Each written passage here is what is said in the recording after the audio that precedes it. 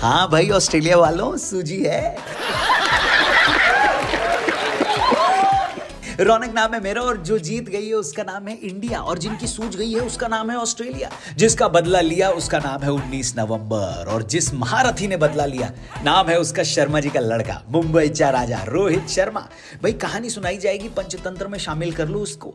हम भी अपने नाती पोतों को बताएंगे कि एक था शर्मा जी का लड़का जिसने इतना पेला कि गेंद खुद कहने लगी कि भाई 100-200 एक्स्ट्रा ले ले लेकिन लैंड करा दे। गेंद लैंड भी हुई, लेकिन बाउंड्री लाइन के 20 मीटर दूर। रोहित भाई आप बताओ आपको क्या चाहिए? मेरे पापा का फोन आया था, कह रहे थे कि जायदाद तुम्हारे नाम कर दूं। मैंने कहा पापा ऐसा सोच भी कैसे सकते हो, मेरा सारा हिस्सा रोहित भाई के नाम होना चाहिए। बल्कि मैं क्या कहता हूं, अगली बार मोदी जी मुझे बेस्ट क्रिएटर का अवार्ड देने बुलाएंगे तो मैं मोदी जी को पर्सनली बोलूंगा, सर आपके गुजराती नमकीन होंगे बढ़िया, लेकिन वड़ा पाव को नेशनल स्नैक्स घोषित करो। रोहित और बुमराह भाई को हाथ जोड़कर प्रणाम, क्योंकि उन्होंने मुझे डिप्रेशन में जाने से बचा लिया। और अब अफगानिस्तान वालों सुन लो, तुम्हारे हवाले ऑस्ट्रेलिया साथियों, नागिन डांस करने वालों को पेल दो। और फिर राहुल जी क्या होगा ऑस्ट्रेलिया का वर्ल्ड कप में? खत्म, टाटा, गुड बाय, गया। तो दोस्तों हुआ ऐसा कि ऑस्ट्रेलिया वाले 19 नवंबर की तरह एक बार फिर से टॉस जीत गए और फिर से हमें उन्होंने बैटिंग करने के लिए बोला। लेकिन हमारी तरह रोहित भाई भी 19 नवंबर से भरे बैठे थे और उन्होंने सेंट लूसिया में मामला वहीं से चालू किया जहां उन्होंने अहमदाबाद में छोड़ा था।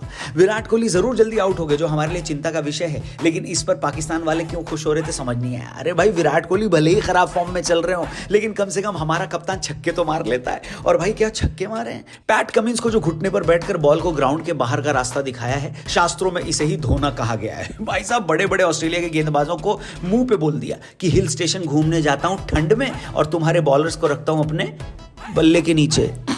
तू समझा?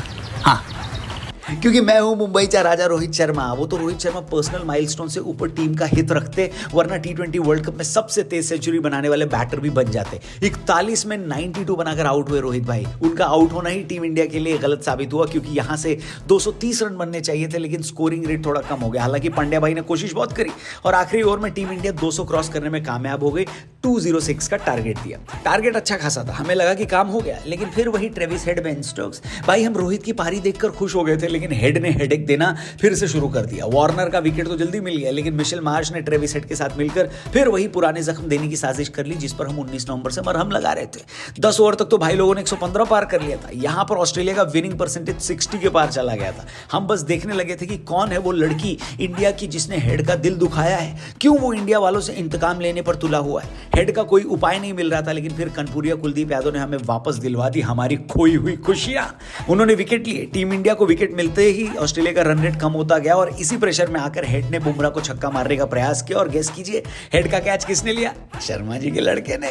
अब मान लिया कि भगवान के घर देर है अंधेर नहीं है। हेड के जाने के बाद ये क्लियर हो गया कि अहमदाबाद को साइलेंट करने वाले कमिंस अब खुद साइलेंट हो गए। ऑस्ट्रेलिया ये मैच 24 रन से हारी, लेकिन अभी भी नेट रन रेट के मामले में अफगानिस्तान से ऊपर है। यानी अगर अफगानिस्तान को सेमीफाइनल में जाना है तो बांग्लादेश को हराने के अलावा और कोई चारा नहीं है, या फिर बारिश हो जाए। अफगानिस्तान वर्सेस बांग्लादेश मैच पर भी हमारी पूरी नजर रहेगी। इंडिया का सेमीफाइनल तो इंग्लैंड के खिलाफ पक्का है, लेकिन उसमें भी एक पेंच है। वो क्या है वो आपको कल बताऊंगा। फिलहाल आप चैनल सब्सक्राइब करो, फेसबुक पे देख रहे हो तो पेज को लाइक करना, और सेलिब्रेट कैसे कर रहे हो कमेंट करके बताना। किस खिलाड़ी को बोलना चाहते हो सूजी है वो भी जरूर लिखना। Thank you for watching. जय हिंद।